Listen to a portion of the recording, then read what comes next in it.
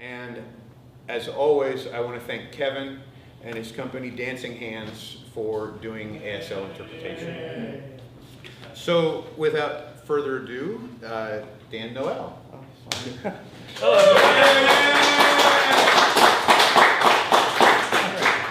So Dan, tell us a little bit about where you grew up and how things started. Okay, well, I was born in Heidelberg, Germany. My father was in the military for 24 years, had 2 tours in Vietnam, and he was originally from Quebec, and his family immigrated to Massachusetts. So he joined the American Army and went to Germany and met my mother, who was a nurse in the Alps, and he kept asking her out, and she said no, and finally she got tired of it, and so gave him a big shot one day, and he was persistent and asked her out again, and she says, well, if he's that persistent, I'll give him 1 date. And then that was it. And so I have a German mother and a French father. Why those two ever? Kind of not right. And so 3 of us were born overseas in Germany, and the other 2 were born, my brother was born in Massachusetts, and one of my sisters was born in Asbury Park, New Jersey. They were stationed in Fort Monmouth when she was born. So lived in Germany for a few years when I was little, and then my dad moved to, we came to Maryland, to Edgewood Arsenal as a transition point, because he was actually going to be stationed at Carlisle Barracks in Pennsylvania. And we ended up staying in Harford County with the Chemical Corps. Then he left in '65 for Vietnam for two tours, and we were supposed to be sent to, I think, Japan after that, and my mother was like, no. She was not going over there, so we stayed. And I basically grew up in Harford County mostly. Yeah. Went to Edgewood Senior High School. Go Rams! Go Rams! So I was always kind of the odd child out of 5 kids. I was the everybody played. My brothers were like PB football and baseball and everything, and I was the runt of the family. Everybody in my family is like 6 foot and above, and Steve knows that. They're all huge people, the French side, and I obviously am the little one.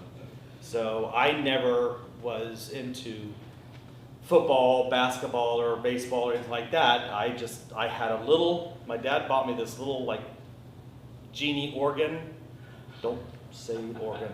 And I would just constantly play that, and I would just be artistic and doing gymnastics, and so I was obviously the pink sheep of the family, and they knew that. And so then in high school, I was on a bet one day, my freshman year.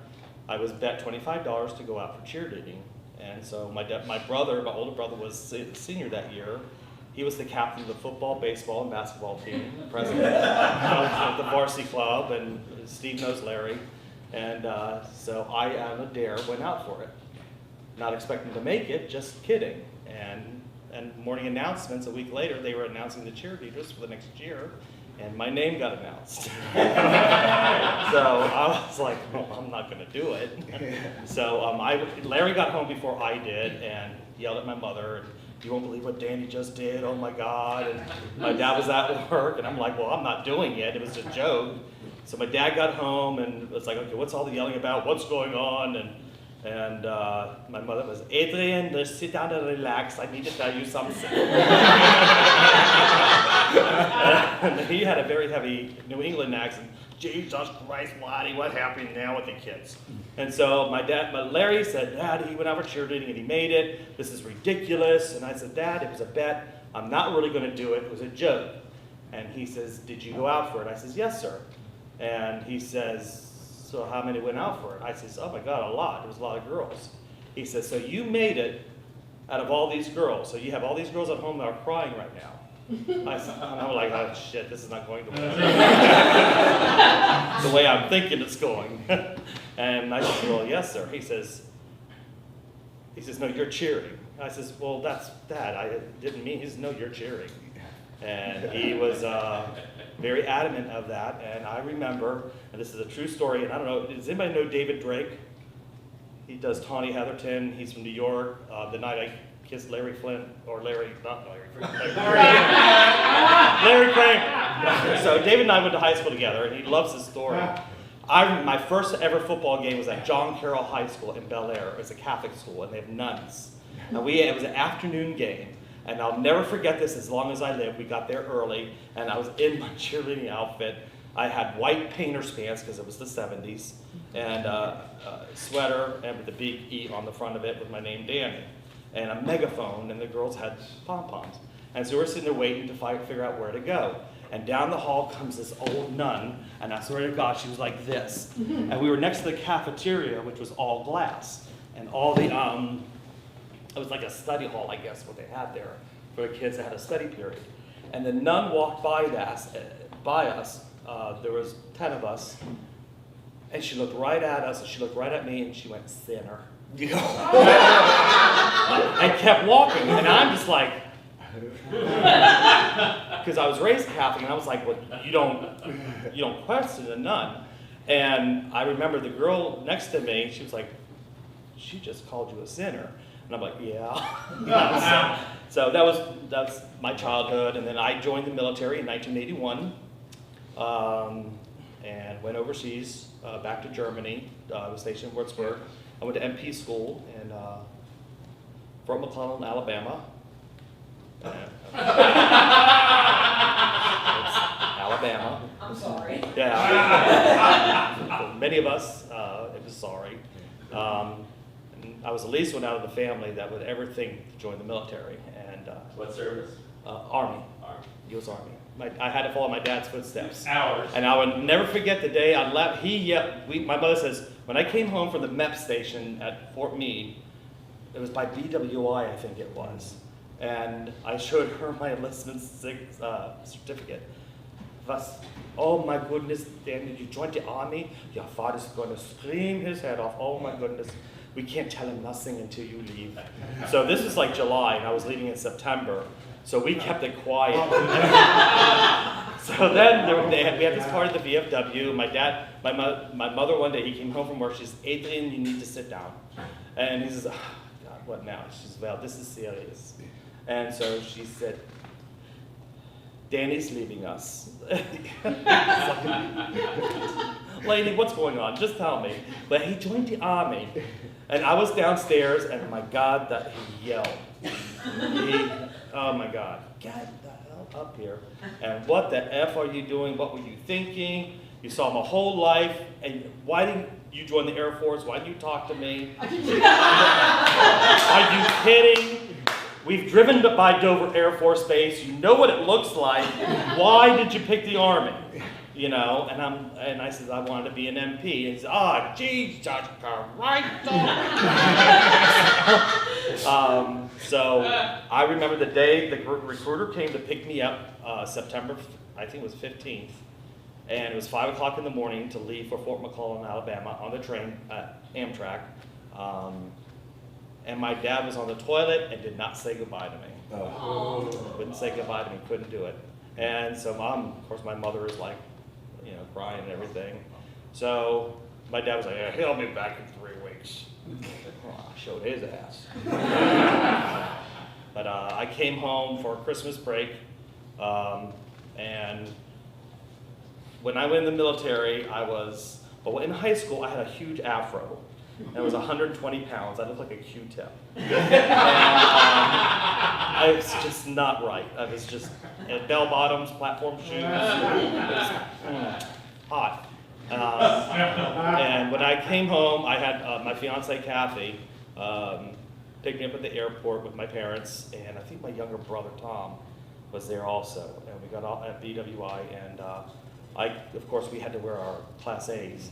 And I got off the airport 40 pounds heavier with no hair, and I walked and I saw them, and they're just like this. And I'm like, hello? And they were just, my mother was just in tears. She couldn't believe, oh my God, what did they do to you? So, but I went to Germany, and went to Würzburg, Germany, 212th MP Company, and just moved around, spent 15 years in the military, and stationed in Colorado, and whatnot, and then retired in 1995 after 15 years. I got exposed to some chemicals in Rocky Mountain Arsenal. So a canister blew up, and while I was in Germany, I ended up going to nuclear biological and chemical warfare school in Aschaffenburg. So we had to work a lot with live VX gas, mustard agents, and things like that. And when you qualify with a situation like that, you're tapped to go to installations that are big time with chemicals. This is why I got sent home to Edgewood Arsenal as an MP. And I got my orders. I had gotten notified that was going home to Edgewood Arsenal. And my dad had his first heart attack on Valentine's Day, his second heart attack Mother's Day, and he died Father's Day morning, 1983. I was still in Germany. And he never got to see me as MP. So, but I think he sees me up there. And so continued on with my military career, and went to Colorado and got exposed to chemicals. And after a while, 1989, 1990, they had saw spotting on the lungs and whatnot. So when some other issues happened, and they retired me in 1995, May of 1995. And then I started with the U.S. Customs Service in 98. And then after 9/11, we merged and became Department of Homeland Security. And so now I'm with the intelligence with Department of Homeland Security, doing the best I can to keep us safe. keep us safe. So,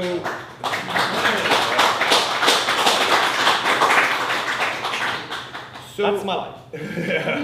in a nutshell. In a nutshell. I'm sorry I was long. No, not at all. So when did you come out? Oh my God. My best friend in high school was Linda Bradley, and her father was military also.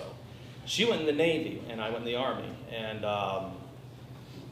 it was 1984. She came home on leave, and we went out to this straight bar in Falston somewhere. I don't know. It was off of Harford Road or something like that. And we're sitting there, and my brother and my sister were there, and everybody, and everybody's dancing, and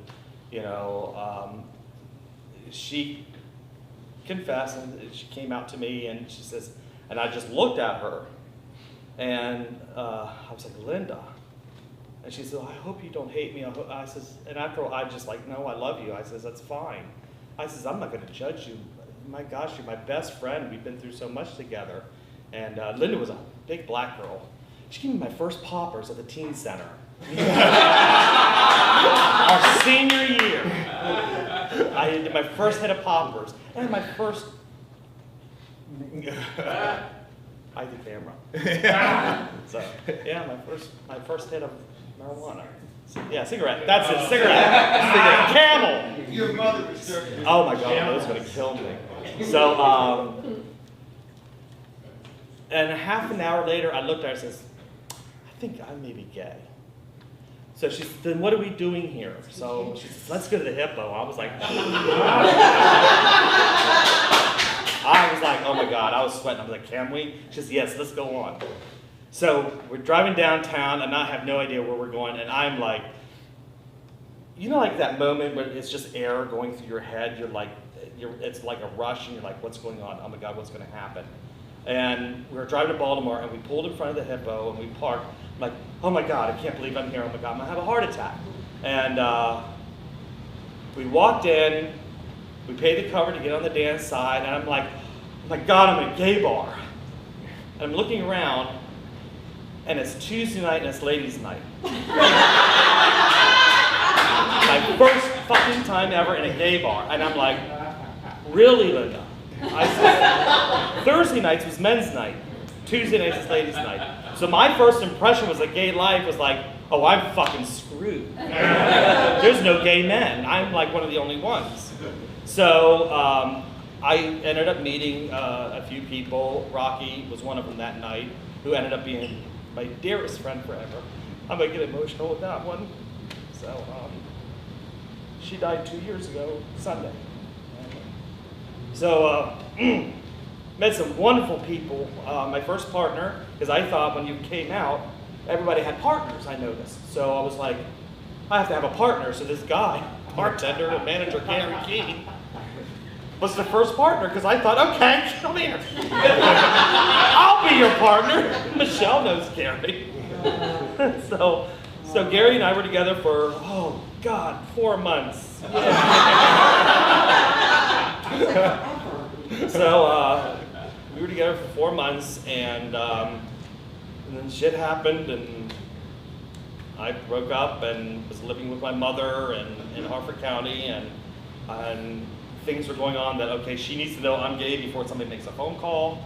So it was January 1985. It's snowing, and she had to go for a walk, so I walked with her because she likes to walk in the snow. I guess it reminds her of the Alps. I don't know. So, and I wanted to tell her, I told my older sister Debbie, she said, well, you need to tell Mom, don't worry, it'll be okay. And oh my God, it's like Dad was gone already for a year, and I can't imagine being a first sergeant what he would have said. So we're walking around the block and everything, we come back to the house, and so we get back in the living room, she takes off her little booty, she says, what's wrong with you? You so tense, you need to talk to me about something. I says, oh yeah, she says, sit down. She says, Danny, what's wrong? You know you can always talk to me. I says, well, Mom, I'm working in a bar in Baltimore. She says, and so it's a gay bar. I'm like, how does she know this shit? I says, Mom, how? She says, really? I'm your mother. You think I did not know when you were little what the hell you were? She says, for Christ's sake, Dan, you used to jump off the steps in the army housing pretending you were Sister Betril.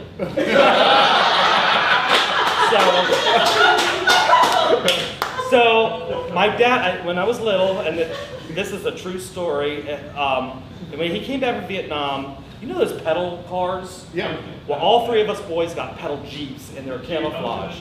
And we got BD, like camouflage uniforms, and these guns. And when you pressed the trigger, sparks would come out of it. Oh, they were the coolest things.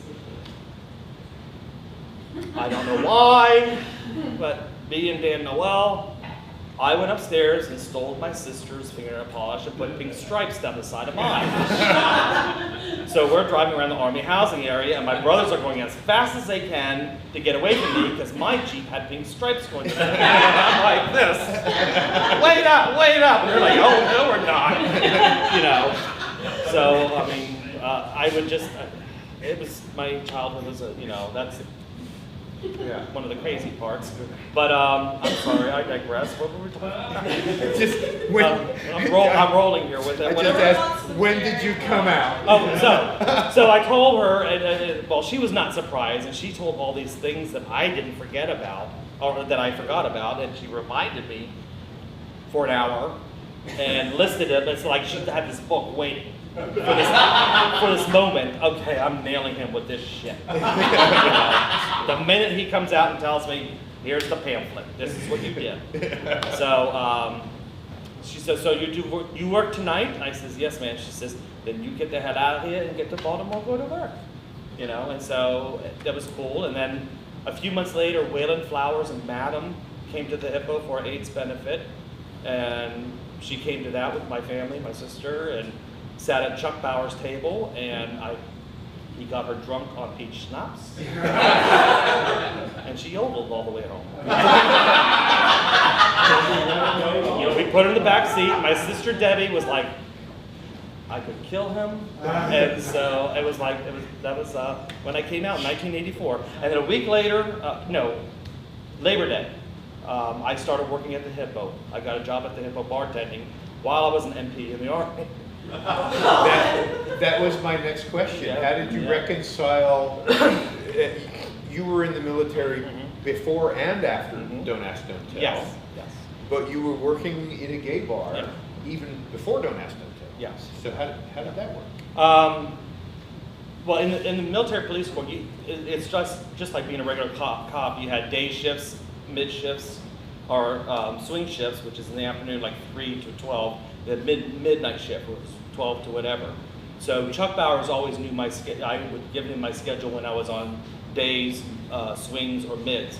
So they would pick my, Tommy Durkin was the manager at the time, but he'd clear with Chuck, and I would be able to work. at this, according to my MP schedule. So we worked that out, and nobody questioned anything. I was never one to hide my anything.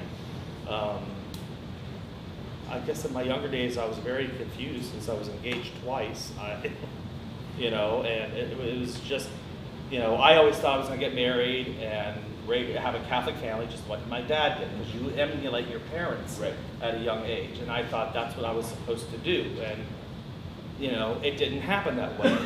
I'm still friends with my fiance from high school on Facebook, and we talk, and she's got 4 kids, and our lives are wonderful.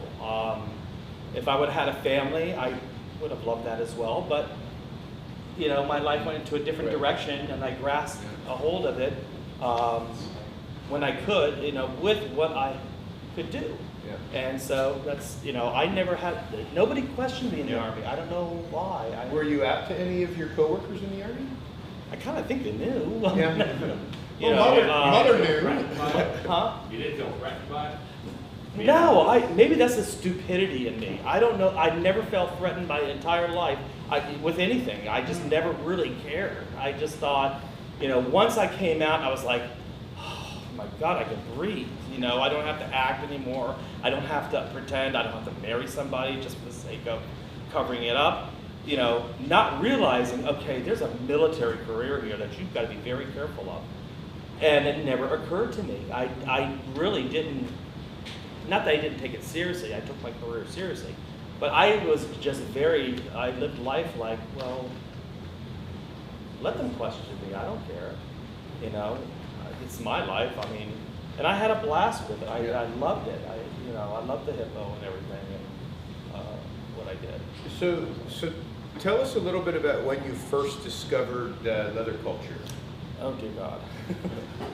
I had moved to Los Angeles in 1986 and lived in the Hollywood area, and went out with an ex of mine, and we were out there for a while, and it didn't take long that I had moved out and was by myself and met some people, and basically hung out in Hollywood area, right on Santa Monica Boulevard, and then in the Valley.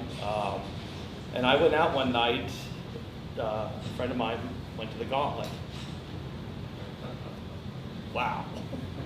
The epicenter of leather, of all places, and between that and the fault line, and went to the Gauntlet, and that was, the minute you walked into that bar, you smelled it.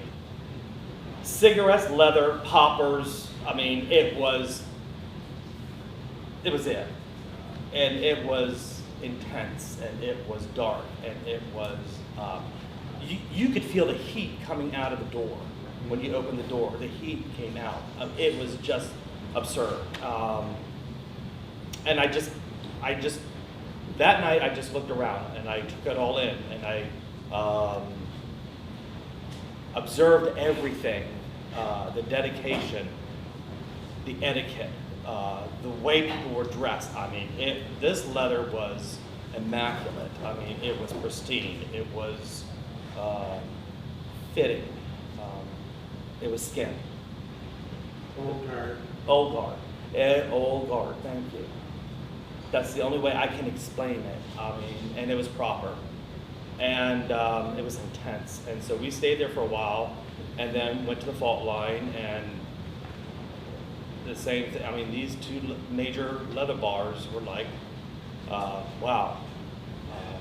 So that was my first experience in the leather community, when I realized, wow, this is really beautiful. I thought it was. I thought it was stunning. I thought it was beautiful. I thought it was, I guess my military upbringing, very organized, very,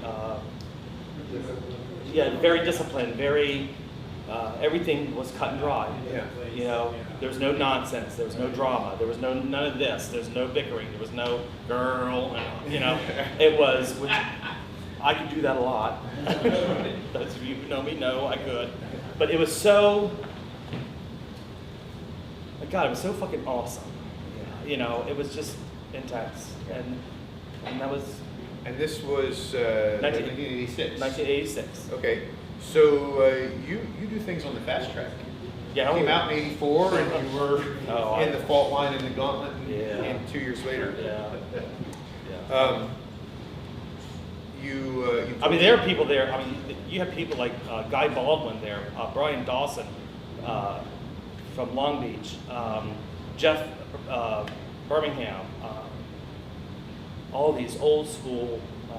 Al Parker would come down from San Francisco. I mean, these were Leathermen that were like major, you know, major Leathermen. And then, now I was in my younger 20s, and when you saw the older gentlemen there that were like in their 60s, oh my God, I mean, you just looked up to them and you can just see the history on their faces. And these were the old guard that were the World War II people and the Vietnam people that came back and started the leather community, you know, back in the 40s and the 50s, and were you're an integral part of what this is today, and you know, what their vision was.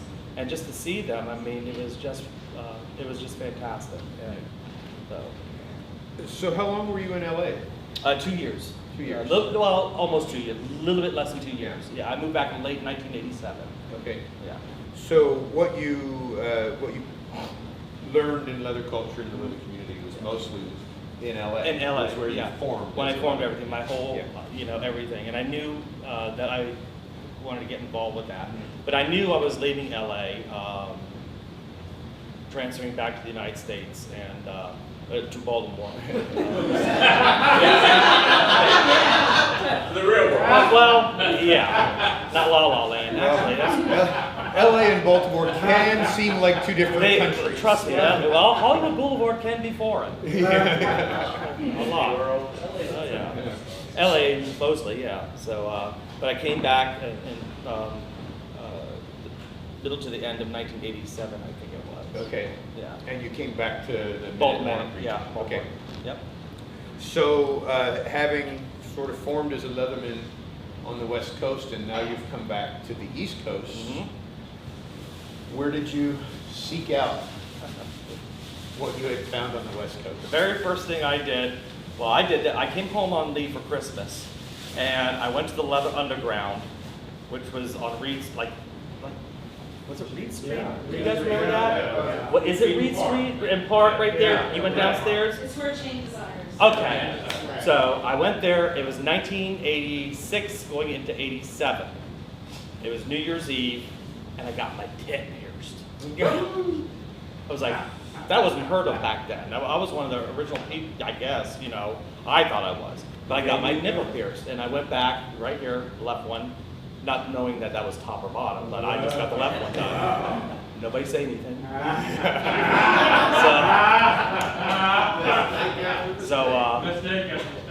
So no. So I got the left one pierced, and after it was done, oh my God, I remember he shaved it and he put the forceps on it, and he went, "Are you ready?" And I says, "Yes." And he says, "Here we go." And I went, "Oh my God!" And then I'm like this, and he's like, "Look," and I open my eyes, he's like, "Are you all right?" I says, "Yeah." And he says, "Dude, I'm done." And he says, I said, "That's it?" He says, "Yeah, you want the other one done?" I said, "No, that's we're good." And it was like, oh, geez, you couldn't touch it because, oh my God, you just couldn't. Because shit would happen, and it's like, you know, I'm making eggs for breakfast, Mom's in the other room, like, ah, damn it. Hold on, eggs, you know. So it was, that was the first thing I had done. And then when I came back to Baltimore, it was New Year's Eve, and there was a bar in Baltimore, after hours club called Signal. And it was up on the corner of Charles and Lafayette on the right-hand side behind the Merritt gas station. And they were having their New Year's Eve party, and it was the Black Party. And one of my dearest friends from when I started working at the Hippo was a Leatherman in Baltimore, Willie Reyes and Steve Shavitz. And I went to them, and they were all welcoming me back. Oh my God, how was it? And I said leather and all that stuff. So they dressed me up for New Year's Eve into leather. And I remember Steve shave its face was like, holy crap, we created a monster. And I walked into Signal that night, New Year's Eve, 1987, going into 88. And I felt like I owned the frickin' world. That I was just, and it just felt right. It just felt so good. I had chaps, jeans, my cover, and they gave me a vest, armbands. I had a chain harness, just a small chain harness, and of course my boots and everything. And that was it. And I met some people from Harrisburg that night that really started everything. Okay. Were you working at the Hippo when you came back? When I came back, no. I worked a little bit at the Hippo and also at the Allegro, Okay. which ended up being the Phoenix. You went. It was up here on Maryland Avenue. You went downstairs, Downstairs, in the basement. yes. Yeah. Oh my God, Don Rowley. Holy crap, Don Rowley, that name. And Bill Shendell was the manager. So yeah, I was working Okay. there as well. All right, so you mentioned your friends from Harrisburg. Yes. I know that they were very significant Yes. in your leather journey. That was the big part. That was Jeff Roberts, Michael Savage, whose real name is Michael Weeks. They were a couple. Jeff was a painter. Michael was a anesthesiologist. They lived in Dauphin County, and Michael was also the current Mr. Philadelphia Leather. And I had met them New Year's Eve, and I also met them at the gallery. They would come down to the gallery. And they had two friends with them, Ricky Rogers and Troy St. James, from the Philadelphians, from Philly.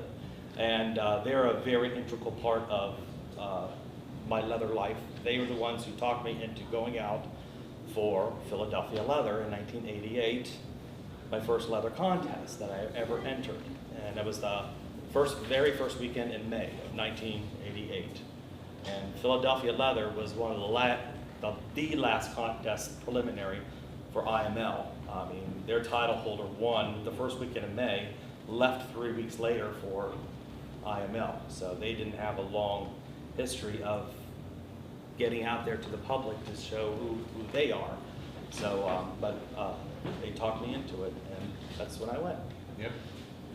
So how'd you make out? I lost. So it was a good contest. It was I was very naive on contests. I mean, you saw the drag contest and things like that. I had no idea really that leather had contests like that.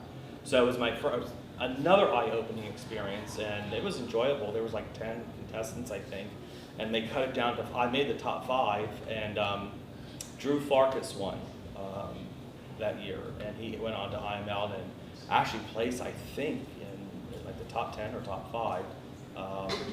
But we went back to I went back up to Harrisburg the following weekend, and we discussed everything, and it was a great experience. It wasn't disappointing because I had never done anything like that before. So, well, I went out for Mr. Gay Maryland in 1985.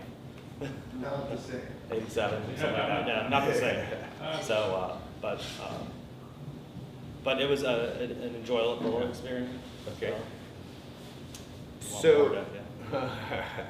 no, I find it very fascinating that you were going up for things like Mr. Gay Maryland Mhm. and Mr. Philadelphia Leather, Yeah. while active duty military. There was no closet for you. No. No. All right. So your friends in Harrisburg talked you into doing something. Yes, they did. It was the following weekend. It was after, actually, I went to IML with them. And it was after IML, and I saw the whole IML thing in 1988 when Michael Pereira won. And we got back to Harrisburg, and we were talking, and it was a weekend. It was me, Mike, Troy and Ricky came down from Philadelphia, and we were sitting around talking, and they told me, you need to start a new leather club in Baltimore. And I'm like, I don't understand a leather club. He says, a leather club, a group of guys together to do stuff. He said, they said, Baltimore only has one leather club and then the shipmates. He says, DC has like 5. There's no reason why you couldn't. I said, how do you do something like that? Well, Ricky Rogers and Troy St. James says, we'll help you. You recruit people. people, and then we'll help you out with it. So they gave me some insight on what was going on. So I came back to Baltimore that weekend, and I was working at the Allegro. I went to Bill Shendell, who was a manager, and I was a bartender, and I says, how about this idea? And he says, oh my God, that'd be awesome. So he recruited a few people, and I recruited a few people, and it was a stipulation. Jeff and Mike said, under one condition, there's this little short Italian guy. His name is Damien. You have to get him in your club.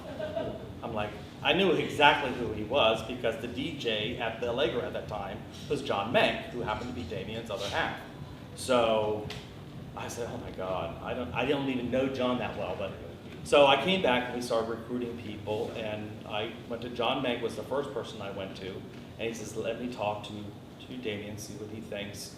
So this was like June of 1988, and I had several people, I can write them down. I remember Doyle Hahn and his other half. It was me and Adam Fries, Michael Fouts, or David Fouts, and his other half was really tall. I can't remember his name.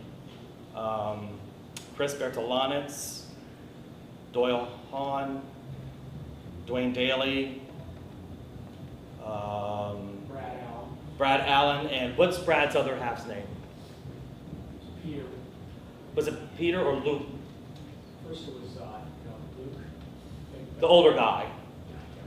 So Brad Allen, we got Brad Allen, and the last guy I recruited was Bob Lingelbach.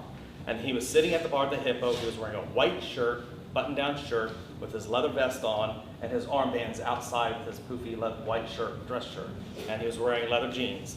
And I went up to him, he says, yes, I know who you are. I was wondering when you were going to get to me. And so I said, and he was the brother of the DJ at the Hippo, which I had no idea because they had different last names. So we had our first meeting on Hanover Street at Richard Fouts' house and his partner. They had an apartment on South Hanover Street. That's where we had our first couple of meetings trying to get things together. And there was like maybe 15 of us, 12 of us, I think about it. And we started getting more people in. And I went right away to Chuck Bowers, to Willie Reyes at the Hippo, because he was an old leather man from San Francisco who moved to Baltimore and bartended at the Hippo. So he gave a wealth of information. Ricky Rogers and Troy St. James sent down their bylaws from the Philadelphians and their preamble. They had a preamble. So they sent that down, and we looked over everything and picked things out on what we wanted, what we thought as a club. Right. And then it started getting a little bit too big, so we moved over to Bob Lingelbach's apartment, and he lived in Sutton Place, over here by the Armory. It's a high-rise. So then we had meetings there, and our first event, we were called the Voyagers. The original name of the command was called the Voyagers. And our first event was called the Black Magic Party in Dauphin, Pennsylvania. Steve and Mike had a piece of property way out in the county, out in the country. They had a log cabin, it was on a lake. They had a dance floor, they had a dungeon in the back. And it was invitation only. And they had been doing this for many years. And they said, hey, this could be your first gig and you can make money. So they had posters made introducing the Voyagers. And because we thought the shipmates, we wanted to keep up the tradition and be with the shipmates, so it would be some type of, Baltimore Copacetic, thing. yeah. Copacetic. It would be, it would fit together. So we went there, and people set up tents. We had a DJ from New York. We had the dungeon. It was a whole weekend long, and it was all. And we were the bartenders, and it was great. And then we came home that weekend after Labor Day of 1988, and somebody says, hey, we just found out that name's been taken. We can't call ourselves the Voyagers. So Bob Lingelbach came up with the name Command, core men making a noticeable difference. Brad Allen came up with the design of the back patch, and he used, his partner at that time was the silhouette of the back patch. But there's a poster made with the live body on it, the person. It's stunning.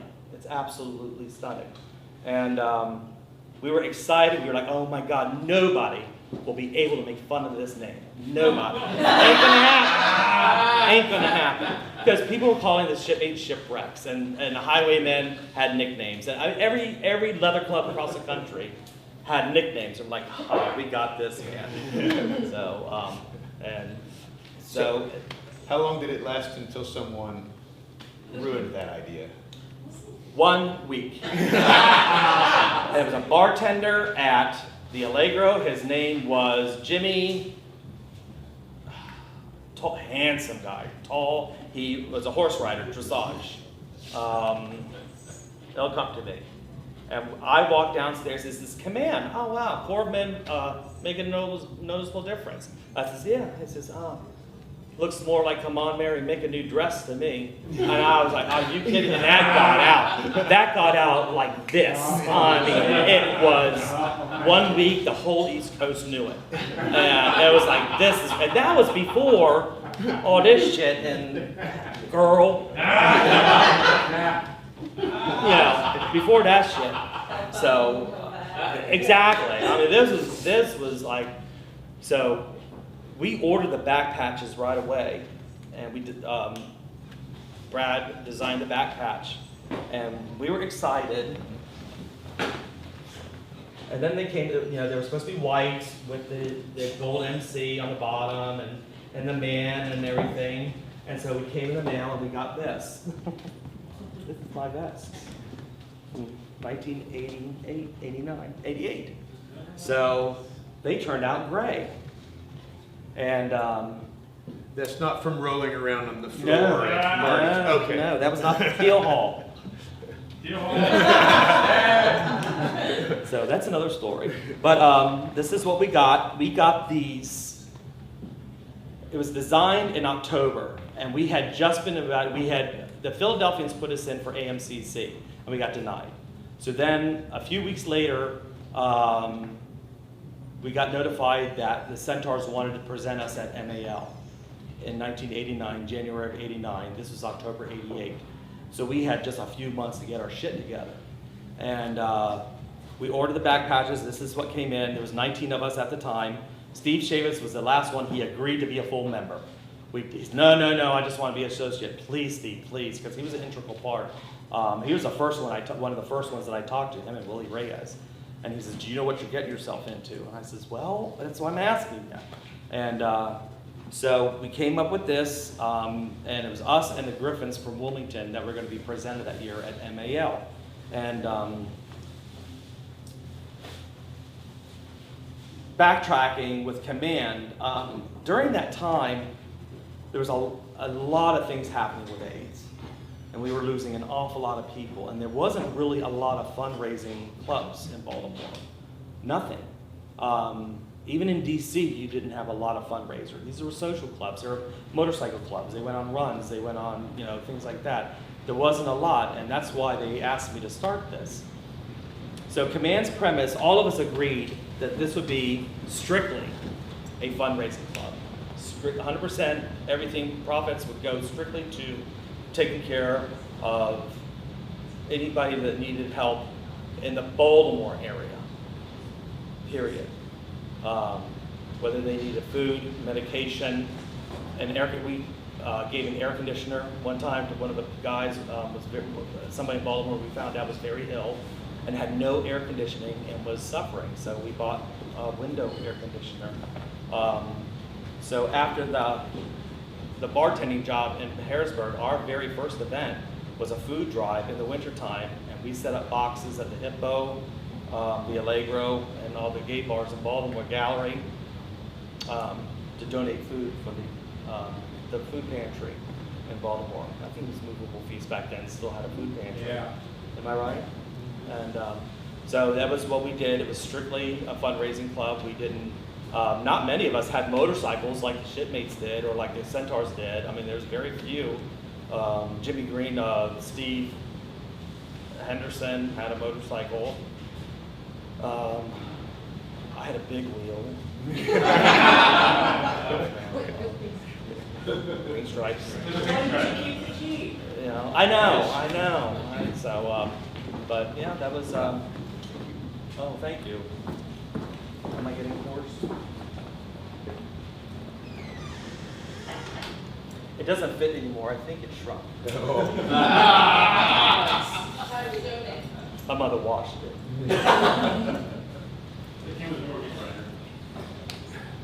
So you said that shortly after command was formed, in the fall of '88, Summer. summer of June of '88, Yep. at MAL, the next MAL in 1989. Centaurs Asked command to be they wanted to present us as a new leather club. That was also their one. I can't remember. I think did AMCC meet once a year or like quarterly? I think it was their quarterly meeting. It was being held that year at MAL that year. Happened to be their quarterly meeting, and they submitted us again to be accepted into AMCC. So we had to get ready for January, for Martin Luther King weekend, 1989. We got the original 19 back patches in, and by the time December came, we ended up having 30 members, active members. So we had to order more back patches. It was a Korean lady up here, I think we got them from, up on Charles Street. Really nice lady, and we corrected everything and made sure that it wasn't gray, that they were white. So she sent them all back again with the patches were all perfect, but the MC now was white as well instead of yellow. So we just left it at that. So command patches were like that for years. And we got those back patches in, poor Damien Sansone. We got them in after New Year's, in January. He had 1 week, he had to sew on 30 back patches. We didn't know where to go, we couldn't afford to have them sewn on. Damien had a serger. Really? Gee, how coincidental that, come on Mary, make a new dress. And half the members had sewing machines. So he sewed on as best as he could all our back patches. And we decided that somebody should go that weekend and compete. So I suggested, Damien had just won Mr. Baltimore Leather like 2 years before that. It was held at the gallery and he competed at IML. I said, perfect, you already know what's going on. Why don't you do it? Well, he rebutted and said, excuse me, you just came out of Mr. Philadelphia Leather, you do it. And I'm like, oh. I really didn't want to do this. And the club was like, well, Danny, you know, you started this, why don't you just do it? Just go ahead and do it. I said, okay. I went ahead and filled out the application. They sent us an application, and I went in to compete for MAL for January. And you want me to continue? Go, no, go right ahead. So You're making it very easy. I don't have you just. You want me to shut up? I will. No, you go. If anybody right ahead. has any questions, No, definitely. we'll get to that. Yeah. So we went to MAL, and all of us went to MAL. Jeff and Mike and Troy and Ricky, they were cracking up. They were like, he's going to go out for MAL, really? But they were all laughing, you know. So I got there, and there was 21 contestants that year. It was the first year it was held at Trax. And I walked in on Friday night, it was at the Eagle, and we, way on top of the Eagle, there was, used to be the leather rack there, but above that was another smaller room for meeting. And that was a meeting of the judges and contestants, and we picked our numbers back then privately with the judges. It wasn't a big thing with everybody. So we picked our numbers, and I looked at these guys, and I'm telling you, there was no fucking way in hell that I was walking out of this with anything. You know, I don't think even this congeniality, because these guys were up to here, they were stunning. And the one guy that we all knew that was going to win, and I'll never forget it, his name was Elie Verreau, and he was from Montreal, Canada. And that man was just, oh my God. He didn't speak English, he had to have a translator. I can't even fake that crap. You know, I'm like, I'm done. So I remember we had to wake up very early Saturday morning, and we had prejudging and rehearsals on. They had this huge stage. Trax was massive, and I was like, "Holy crap! This is not the bike stop in Philly. This is serious shit." You know, this is America, and I said, you know, I was quite overwhelmed, to be honest with you, and I was very quiet. I wasn't joking like I usually did. I wasn't the comedian. I was scared to freaking death because it was like, this is big time. So I kept to myself, and I remember this tall, thin, skinny guy was just doing the flowers. And I had known him from years ago. His name was Frank Nowicki. He was this tall, skinny beanpole, and he was the first one that came up to me, girl, I'm rooting for you. And Diane Suissa was there that night, and I had just met her, but Frank was the one during rehearsal. He says, you're the one I'm rooting for, because you're the little one, you're the, the underdog. So I'm there going along, prejudging, and I remember Vern Stewart walking by me saying hi, and I went, hello. And he just stared at me, and then, oh, well, I see. And he kept walking. So I remember, I think it was number 11. I was contestant 11. And I got up there, and it's like every inhibition came off of me, and I wouldn't shut up. I was like this. They asked me questions. I was throwing it at them. I don't remember anything, but from what Vern says, is this Miss thing, we were all up there in the judges' table. He says that we said, well, I see she just came out of the closet. We couldn't shut you up. Every question we asked, we were like, well, there it is, you know.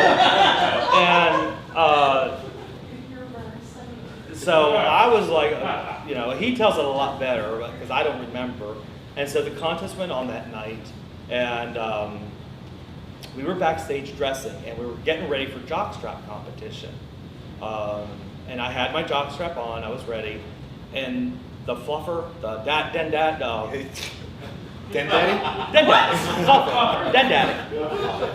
he came back, he says, where's Dan Noel? I says, I'm right here. I said, I'm down here.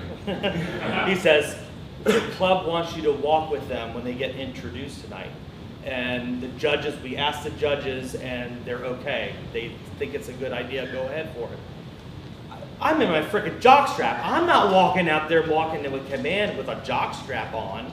And I go, yeah, you are, you have to. You know, I'm like, oh crap, okay. So I finished everything up, got everything on, and oh my God, it was freezing. And so I ran, they took me like a back way or something, and I got in that, it was like a long hallway at the beginning of tracks when you came in, and that's where everybody was lined up. The Griffins were here, and command was here.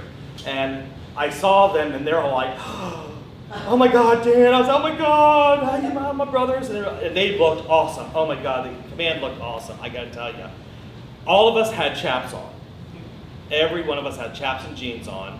We had our leather vests on with our brand new patches on, and black and white buffalo plaid flannel shirts. 30 of us. It was fucking hot. And so I stood in front of them, and thank God I had something to cover me up. I held this thing with the command. We did so it was a little warmer. And they announced the Griffins first, and the Griffins went out and everything. And everybody clapped and had all this music and everything. And then command went out, and we got up on stage, and it was a standing ovation. And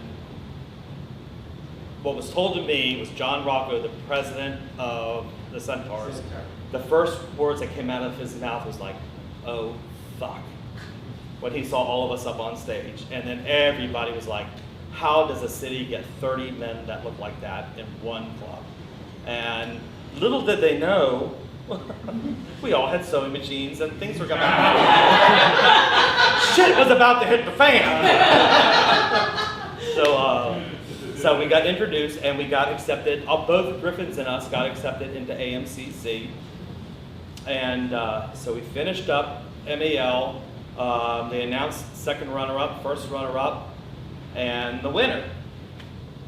And I'm just clapping away. I'm tired, I'm hungry, I get to go have a drink, I want to go home, I want to go to sleep. Another contest is done, and the guy next to me says, Dan, I'm like, what? You won. I said, what? And I'm just clapping, looking at the clock, you know. Al Santoro was emceeing. He was behind me announcing, and I turned around and looked at Al, and he's like, and I went, and I was numb. I was like, oh my God, I can't feel my legs. I can't fucking move. And so I got there, and I turned around and looked at the audience, and there's all of command, and they're like,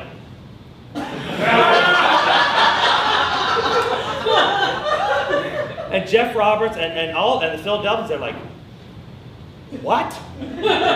And the guys, these guys, they're like, you know, what? And I mean, I don't remember a lot, but I remember the trophy was this big, which I will bring to the Carter Johnson. I'm going to donate all my stuff to the Carter Johnson exhibit, library. Anything I have, I definitely would like to do that. Danny Linden from the Centaurs has my trophy. So that was it, and that was one of the most ridiculous moments of my life. And to this day, I still think there was a discrepancy. I don't know, but and afterwards, we all asked, because to be honest with you, with those people, I mean, I wanted to know, how the hell did I win this? And Vern Stewart said, you did not have the best body, you were toned, which I was a lot thinner back then, but you nailed it on personal interview and your speech. He says, when you walked in, he says, first of all, the whole weekend, we had no clue who you were and what you were about, because you wouldn't talk to nobody, you looked down, you were scared to death. He says, but when you went into prejudging, you looked all of us in the eye, and I don't remember this. He says, you were the only one that addressed each and every one of us individually, as it was a personal interview, just one-on-one. He says, and you answered the question with such grace and such sincerity. He says, you blew them all out of the water. He says, and then when you got on stage for your question and answer, he said, not one time did you look at the judges. You looked at like every single individual in the audience, and you spoke from your heart and what you thought the leather community was. He says, and I remember in tracks they had all these like big, huge, long banners up that night, and it was the shipmates, centaurs, highwaymen, all the AMCC banners were up there. And I remember, and I don't know what made me do this, and I came up and I looked up, and I looked at the audience and I said, each and every one of you, and I just pointed at these banners and I told them, this is your history, this is your heart, this is your soul, you know, this is your leather, you know, this is why we're here tonight, this is what we do. We have a lot of bad things in the community, and that has to be taken care of, and it's our responsibility to keep us all up together. And after that, it was, but Vern said, and that was it. He says, you knocked off contestant one, the one that was supposed to win, went down to number 4, and his second run up went down to number 5. So you screwed up everybody's, and the judges were like, oh, wait a minute, you know. So that's what happened, and after that, of course, was IML. Yeah. And that was difficult. That was a bummer. Tell us a little bit about that. Well, after MAL, Marcus came up to us, and Michael Pereira and Chuck Renslow went to the Centaurs. He says he's just absolutely wonderful. You mean after at MAL? Yeah. Oh, at MAL. Because okay. now all this shit was coming out in the Leather Journal, and who the contestants were, and look out for this one, look out for that one. So we got to IML, and back then it was at the Executive House Hotel, and you were paired up in twos. It wasn't like you had a buddy, it was a buddy system back then. There was like 40-something contestants. You remember that, Mike, I think. And they had already arranged everything, who your buddy was. It wasn't like picking a number. You picked your numbers, but they had already set up who your buddy was. and it was in twos. And when you went to your interview, everything that weekend you went with your buddy. It wasn't groups of 10 like they do now or something like that. It is like groups of 10 now. Is it groups Yeah. of 10? Okay, this was groups of 2. And there was like over 40 contestants still like today. And the whole room was like all of us, everybody started buzzing, Guy Baldwin from LA is gonna win. And so we got in this meeting and everything, we were paired up with our buddies. My buddy is Guy Baldwin. And this guy is like in his 50s, late 40s, you know. And if you read Guy Baldwin's history, holy crap, what a brilliant story with this man and his family and what he went through and where he's gone. It's absolutely remarkable, his whole thing.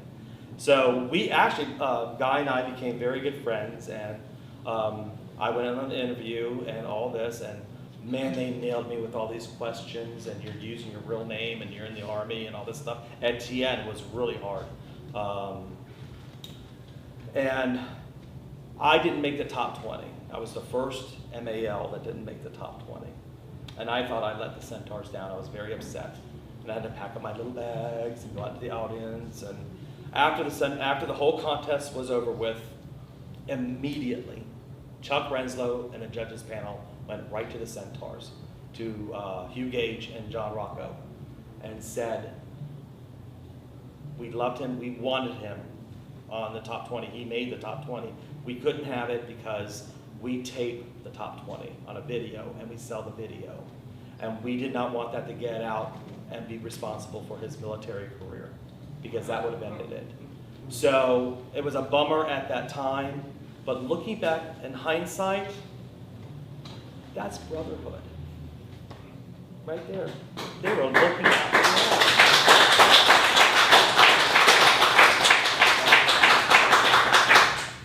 I didn't grab the brass ring of the title, but I grabbed a platinum ring in front of it, because they were protecting my ass for not being public and exposed, because I was an idiot. Everything I was doing was with my name. Yeah. You know, no care in the world. Yeah. And finally somebody who was in World War II and all these veterans on the judging panel, the old school, the old guard, no, we're protecting this one.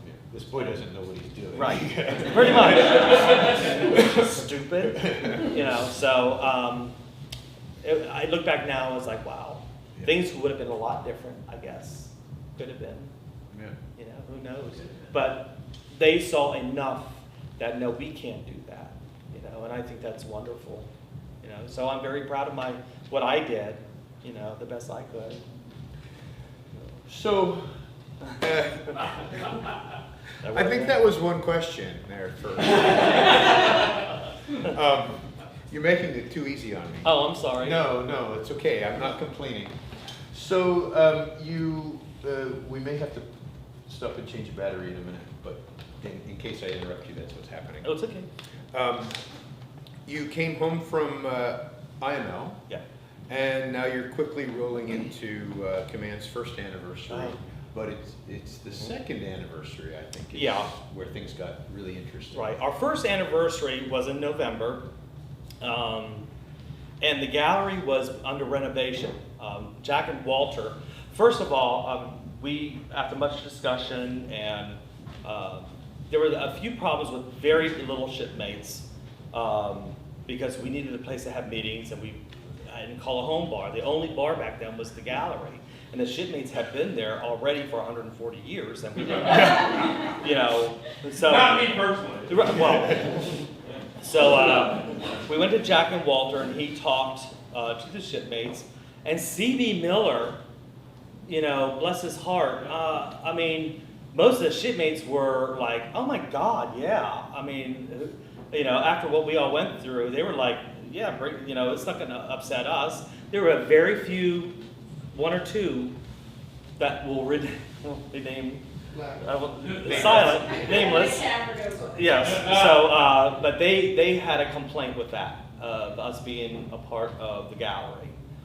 Chuck Bowers, number one, from day one, allowed us at that bar for meetings and whatever. Because at a certain point, Command got very huge, over 50 So members. did the shipment. Yeah, and it was like ridiculous, wasn't They it? got huge. Not that Three way. members. So, but after IML, we had, it was like we got to get together. It was really neat because construction, the top 2 apartments were all gutted and they had all the wood in there. So John Mank DJ'd and we had food and everything. There was no contest or anything like that. It was just a 1-year anniversary. It was packed. It was packed. It was so much fun. There was a lot of nonsense going on, which I can't talk about, but it was, what I remember, it was fun. And then the next year, it was, I gave up my tiara in 1990 to the Centaurs, Mid-Atlantic Leather, 1990. It was all done. Oh my God, I have to tell you, in 1989, our first bar night ever. Holy crap, it was so funny. Well, kind of not. It was St. Patrick's Day. I had just won the title in January, so March comes along at St. Patrick's Day. And this is what started the whole shit, because Damien Sanzone is a little naughty man. And so he was my best friend ever. We were I guess you can say we were the original Patsy and Adina.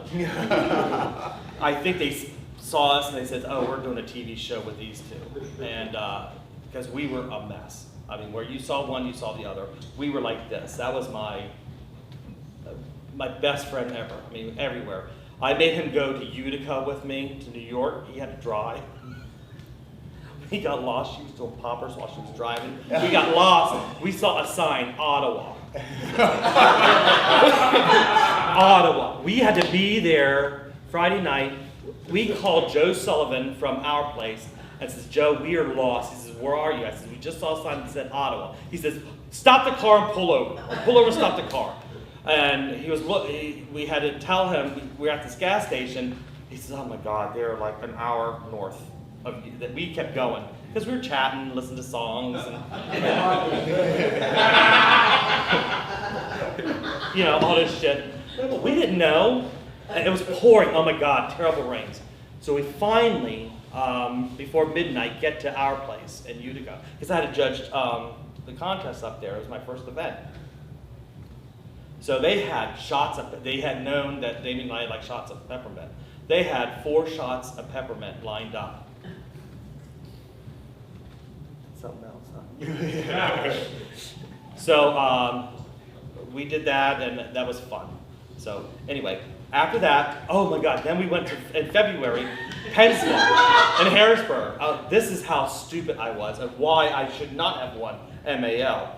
Big mistake. We go to Pensman's Run in Harrisburg, Pennsylvania. You get the run packets with your pen and your coupons, and little trinkets in there. And they have this big square rubber thing.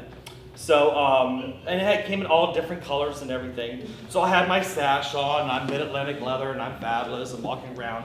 And they have the long glasses and a cocktail. And I have this plastic thing wrapped around my glass. And Jeff Roberts goes, honey, what is that in your glass? Oh my God, they're in your rum packet, they're drink cozies. And he was like, what? He says, yeah, they're drink cozies. They're coming all different colors. He says, come here. So he dragged me and he says, honey, that's not a drink cozy. He says, that's a dental dam.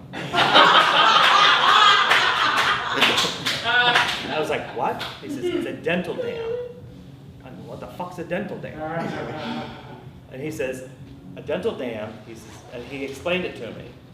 Well, I'm like, no, it's a cozy. And it remained a cozy the whole weekend. So, and then, I mean, 1-year gifts for MAL, they had this water sport party on the Hudson. These 2 guys on the Hudson River at this water sport. I literally thought I was going skiing. I was so excited. I had no clue about this shit. Oh my God, the poor Centaurs and Command, what they had explained everything. No, Dan, this is that's okay. So then March comes, and it's St. Patrick's Day. It's Command's first ever bar night, ever. We were excited, first bar night, and we decided uniform night. Uniform night, hot. John Mink was DJing, and Damien. Damien's name was Debbie Star Crunch. That was his nickname. And I was Marble Land. That was my nickname back then. We all had nicknames. And you wonder how they came up with "Come on, Mary." exactly. Well, this is what started the whole thing. So it was March, St. Patrick's Day weekend. Damien and I went to the gym at Holiday Spa at North Point Boulevard in the Dundalk area, Essex area, right near East Point Mall. So we went to the gym, and it was really bad weather that weekend. They had tornado warnings. It was horrific. That weekend was terribly bad. And the Centaurs were coming. Everybody was coming to this bar night that night. John was DJing. Damien and I had the first bartending shift from 8 to 9. Thank God. So after we worked out, we went over to East Point Mall, and we got our uniforms. Oh my God. Terry Brooks has pictures of this. I don't have them. I will try to find them for you to give them to Carter Johnson, but oh my God. We go to J.C. Penney at East Point Mall, and we bought Girl Scout uniforms. Little Edna came over. She must have been 95. Can I get thumbs? Well, yeah, our daughters are. I let Damien do the talking because I'm like, oh my God, I'm going to get in so much trouble. See, our daughters just joined the Girl Scouts, and we need uniforms. They're about our size. Yeah, and she says, well, what troop are they in? And I'm looking like, 69, it's brand new. So, well, okay, what size do you need? Well, they love Twinkies, and they love, So she picked out the uniforms. We both got matching. They were white shirts with little teeny clovers all over them. And we had green skirts, and they were pleated. And we had the little beanies. Damien had this big tote. He had rope, tick clamps. He put, we got the sashes. And we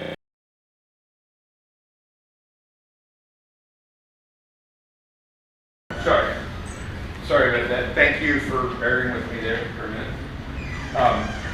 So you were telling us about the first bar night. Yeah. So we finished up with J.C. Penney. We got everything. We went back to his house. They lived up on 33rd Street near the old stadium. So we went up there, and John was already at the bar setting up for DJ and everything like that. And we got dressed and all got seated up, but we're just dying. Well, the shirts wouldn't button all the way. No Should've kidding. tried 'em on. So we had them up to here, and we tied them in a knot, so we became Puerto Rican Girl Scouts. So David put in his tote, tick clamps, rope, and something else. And on mine, I put a bottle of ethyl, a rag, and poppers. So, then we had these long coats on, these trench coats. And I kept thinking, oh, I'm going to get really in trouble with the Centaurs. Because this is the first thing they're seeing as mid-Atlantic leather in his environment. And I knew it was going to be like, oh shit. So it was pouring, and we walked in, and of course nobody could see us, and here you're seeing army uniforms and military and cops and all this wonderful uniforms, nice hot. So we get behind the bar, both of us. We got behind the bar and waited, because then they couldn't tell us that we had to leave because people wanted cocktails. So we got behind the bar, pulled out our beanies, put them on, took off the jackets. The place went ballistic, and the Centaurs were like, oh my God. And John, Hugh Gates, like, what did we do? And he was in tears. He laughed so hard. So Davey and I turned around, and we're like this, our Girl Scout uniforms on for an hour, and we had our jock straps on underneath, leather jock straps, so we were in leather, and I had these boots on. By the way, these are the original boots I bought in 1988 when I won Mid-Atlantic Leather. They are a mess. But I bought them at Manor Shops in Dundalk. I don't think it exists anymore. But This is a reason. yeah. You know something I don't know? Okay. I guess I ruined the name. So we bartended that night. It was hysterical. We made so much money. And Davey and I, oh my God, we got so wasted. And after our shift was over, Terry Brooks was watching us, and he was clever. He was good with the camera, and he watched very closely what was going on. Davey and I finished our shift, and we went into the bathroom to take a whiz. And we're at the urinals with our skirts lifted up. And we're talking, girls, storyboard, baby, storyboard. Yeah. We're all like, well, click, click, click, click, click. All these people were in the doorway. And we're sitting there in the urinal, and we're like, holy crap, you can see the disco lights, you know, from the bathroom, not realizing there's 20 people behind us, click, click, click, click, click, with two Girl Scouts with hairy legs using the urinal. So after that, we knew, or Centaurs knew, this is going to be a heck of a year with this one, especially with these two. So after the bar night was over with, I came up with the idea. I said, hey guys, let's have a Mr. Maryland Leather contest. And the winner goes to Chicago. They were like, oh my God, now what? So we talked about it, and I explained to them what we could do and everything. And I'll never forget, Rodney, Cook, and Charlie were sitting behind me. And Rodney got up and says, look, it's a good idea. Let him run with it. Dan, you just run with it, and we'll do whatever you say. And I said, okay, it was easy. This was easy shit. So I said, there's no reason why we can't do the same thing as the Centaurs do. And there's no reason why Maryland can't be represented at INL. I really thought it should be. We already had Baltimore 1 year, a couple of years at INL, so why not the whole state of Maryland? So I put together Maryland Leather, and we got Signal. Chuck said, I'd love to have you guys at the Hippo, but that year, which is 1990, it was November 1990, the title was Maryland Leather 91, because it was going into the next calendar year. So IML was going to be 91. So we had to call it Maryland 91. And Chuck was having Miss Gay Maryland that weekend. So Rick Morgenthaler, the owner of Signal, says, absolutely have it here, you can have it in the daytime, because they weren't open until midnight. So we can get everything done, and whoever wanted to go to Signal afterwards, he was getting a special pass. So it all worked out really, really good. We didn't have to decorate nothing. It was not a big deal. We didn't do anything like the Centaurs with the food or anything like that. It was all hot dogs, hamburgers, potato salad, coleslaw, easy stuff. Like chicken wings or something. And so I got my friend Rocky to co-MC with me. And because we used to be in the employee shows at the Hippo. So Rocky was my co-MC. I got the judges together. I had John Rocco as a judge. I brought in Dave Rhodes from LA. Marcus came. Bert Stewart came. All the Centaurs came. And then I said, and this blew everybody's mind, I had Leather Shirley from Philadelphia. She's the leather woman that hung out with Bike Stop. She was never allowed downstairs in the dungeon. She could only stay on the first floor. But she was awesome. All the guys knew her. So I said, I want Leather Shirley. Well, she says, yeah, I'll come down and judge. So I had Leather Shirley. And so I said, I want entertainment, because no other leather club contest had entertainment. So I brought in, Beulah Lamont came in, and she says, Dan, she says, Carmela's here from Orlando, from the Parliament House. I'm like, hell yeah. So I had Carmela Marcella Garcia, Beulah Lamont, and then I called my friend Debbie Jacobs, who was a disco diva from back in the 70s. And she worked at Johns Hopkins, and she has a couple of albums out and everything. And she says, that would be wonderful. All we had to do was get a limo to pick her up from her house, take her to Signal, and bring her back. And we had a friend that was a limo driver, and he just got it, took care of it. It hardly cost us anything. And we had a show at Signal. We had 5 contestants. 3 of them ended up going on to IML that year.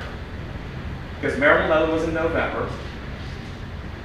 Troy Lenhart won the first Maryland Leather. And Kerry Richard was first runner-up. He ended up winning Mid-Atlantic Leather. And the second runner-up was this little guy, I forget his name. He ended up winning Philadelphia Leather in May and ended up going. So we had our top 3 contestants, all the first year ever, went on to IML, and Troy ended up winning first runner-up of IML. First contest ever in command. And we were the first leather contest, men's leather contest, to have a female judge, which did not go over well with a few shit-ins who boycotted the event. 2 of them, actually. They were the same ones that complained about everything. Yeah. Oh, really? And the contest, we were the first ones that had entertainment. Well, we sold 100 and I think 50 tickets for Signal for the contest. And the Centaur showed up and everything, and it was amazing. Beulah was in a coffin, and if anybody of you remember Beulah Lamont, Vince was already, without heels, 6'3" and 300 pounds. And we put her in a coffin. And Command had to carry her out onto the stage. Rocky and I were like, "Girl, don't drop that coffin, or she's gonna piss." She'll pop that lid open and go after everybody. And it was awesome. This contest was flawless. And Command, that just showed, after that, Centaurs were like, this is ridiculous. The club is not even a year or 2 years old, and they're having a production like this. And every command member was so awesome. They were slinging hot dogs. They were doing stage. They were doing this. They were greeting people. They were like, it was awesome. Everybody was 100% into this. And hardly anything happened that, there was not a glitch or anything. And so we ended up, somebody, I don't know who, but we ended up being called the show club. And after that, it was like, that's it, come on there and make a new dress. It stuck, and every year, everybody's waiting, what show are they going to do next? And the following year was finally at the Hippo, and all the ones after that remained at the Hippo for quite a while. And each one was completely different with a theme that matched Come On Mary, make a new dress. It was anniversary number 2 was something like Raise the Hemline, or the other one was Surging 4. Yes. Something like that. And then what were some of the other ones, Mike? They were great. In Search of the Perfect Size 9. Yeah, Perfect Size 9. There was also Clear the Runway. Clear the Runway. Oh my God, these were excellent. Damien Sanzone one year, he made Lederhosen for all these command members. They did a song, Your Size 16 going on. Honey, you're much too big. He wrote the whole lyrics, and Command came out in Lederhosen like the Von Trapp family. It blew the house down. I mean, people were like, they couldn't wait for every year to see what was going to happen. And they did Chicago one year. Oh my God, one year they did. The whole show was based with James Bond. And command members came out in drag and was the lead singer from that James Bond movie. Chris Camp and Goldfinger. Chris Camp, we did the song Shane Easton for Your Eyes Only. Chris Camp came out tapping the white cane. Tapping the for Your Eyes Only. It was a mess. I mean, the stuff that Command came up with was brilliant. I mean, absolutely brilliant. And we always had entertainment. We had a gay country western singer one year. He was really good, tall, handsome guy. We had who? He said Garth Brooks. Yeah. We had several of them every year. We had entertainment. And we always had it, Chuck would, okay, you hire them, I'll pay for half, because I'll have them that night at the Hippo. So we had them in the daytime, and he would have them. So it helped out the club as well. And then command was welcome that night. Everybody who came on the run, they would get a special pass to get into the Hippo that night for the dance, for a dance. So I mean, that's how it all started with Maryland Leather. And then for years after that, it was brilliant. I mean, what I remember. So I'm going to ask the audience if they have any questions, because I think some came with questions prepared. No fear. Is there anything that we haven't talked about that you really want to talk about? There's something, anything at all?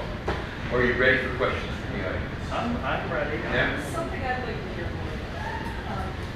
You were not in the command, you were involved in so many things in our community. Other clubs, the Baltimore Eagle, just everything that you were involved in. UFC, you Den Daddy, you've done so many things in our community. I'd like to hear a little bit about some of that stuff. Oh my gosh. 12 days. 12, yeah, well, I started emceeing, my first emceeing gig was actually Miss Maryland Leather, Miss Gay Maryland. I emceed that. Then I started emceeing the employee show at the Hippo. Oh my God. That was a blast, and being a part of that. And then just developed into that. I mean, I was, for several years, I was the MC of command for Maryland Leather, always, until 1994. When I left the club, and it was a bad time, a real bad time in my life, and so things happened, and I got involved with the Eagle. I mean, my goodness, that was such a good time working with the Baltimore Eagle and their contests, and with the women's contests and everything.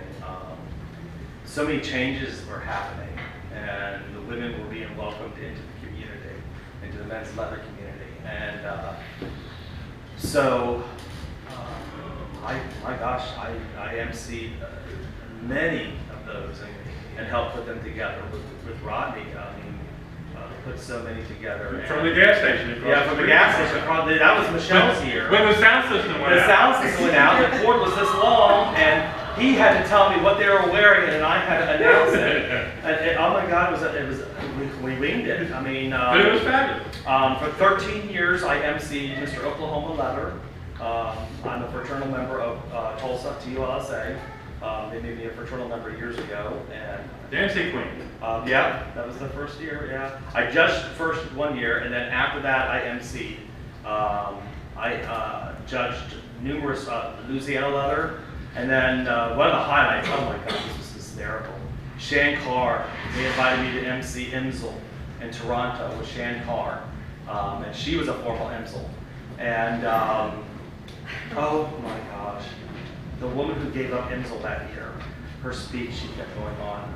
What was her name? I know, I can picture her. Pam. Pam Meyer. She, I hate to say this, but she was just like this, and she was messed up. And they let her go. And They let her go. They didn't stop her. no, they didn't stop.